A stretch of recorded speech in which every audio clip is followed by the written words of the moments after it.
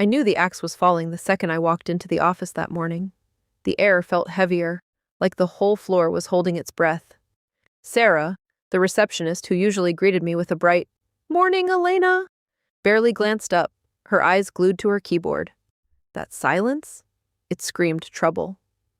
I'd just delivered the strongest year of my career, closed 3 major enterprise deals that added $42 million to the pipeline, built the entire Southeast region from scratch after they promoted my boss and left me carrying his weight.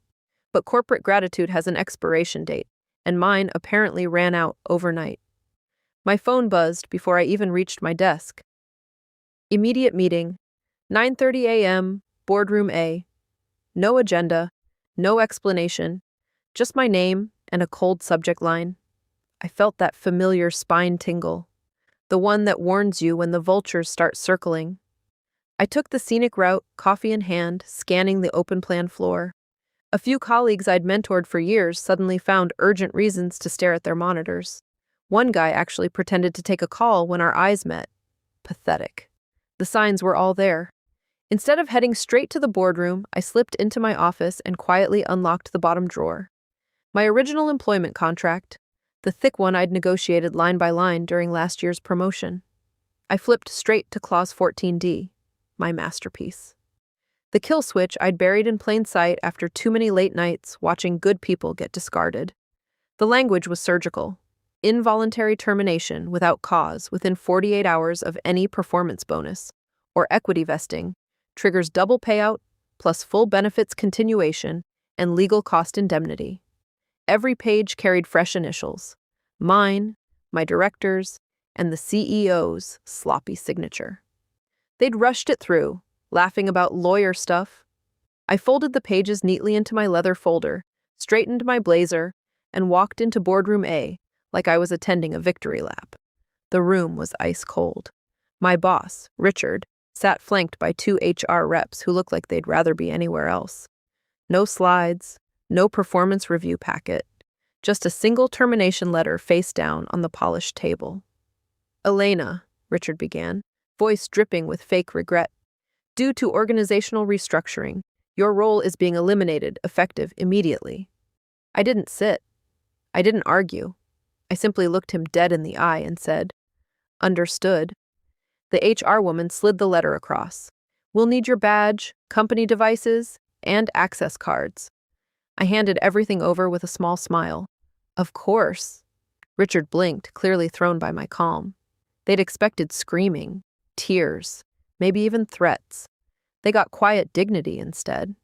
As I turned to leave, he added weakly, "Security will escort you out shortly." They'd fired me exactly 36 hours before my annual performance bonus, worth $875,000, was scheduled to vest. They thought they'd saved the company a fortune by timing it perfectly. They had no idea they'd just activated Clause 14D. Instead of heading to the elevator with security, I took the private executive lift straight to the 28th floor, legal and compliance. I walked into my old contact Marcus's office and dropped the contract on his desk. "They just terminated me," I said evenly. "No cause, 36 hours before vesting." Marcus scanned Clause 14D. His eyebrows shot up. "This is bulletproof. They initialed every amendment, even the CEO." He leaned back, a slow grin forming. "Double the bonus, full year's basis severance, benefits for 18 months, and they cover all legal fees if they contest. Elena, this is going to hurt them. Badly." I nodded. "I want it handled quietly at first. Let it burn from the inside." Next stop, my trusted friend in compensation, Priya. I handed her the highlighted packet with every time-stamped email where Richard had dismissed the clause as overkill. She read it twice, then whispered, "They're going to lose their minds." By the time I reached the cafe across the street, sipping a flat white and watching the glass tower I used to run, the first panicked email arrived from legal. Urgent review requested on Elena Vargas termination and Clause 14D. My phone lit up with missed calls from Richard. I let them go to voicemail. Inside the building, chaos was unfolding. Richard stormed into HR demanding backdated warnings that didn't exist. The head of legal pulled the CEO into an emergency huddle, pointing out that every signature made the clause ironclad. The board got looped in within 90 minutes. My quiet insurance policy was now costing them nearly $2 million, plus the embarrassment of admitting they'd been outplayed by the woman they'd just discarded. I sat in that cafe, legs crossed, watching suits rush in and out of the lobby with tense faces.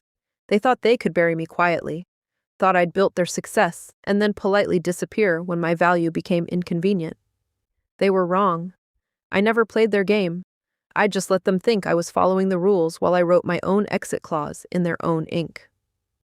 2 hours later, a formal letter hit my inbox acknowledging the clause activation. No apology, just cold legal language admitting defeat. I finished my coffee, stood up, and took one last look at the building. My heels clicked confidently against the sidewalk as I walked away. They didn't fire me that day. They handed me a loaded check and lit the match on their own very expensive, very public humiliation. And the best part? I got to watch it all unfold in real time, while already planning my next empire. They thought they won.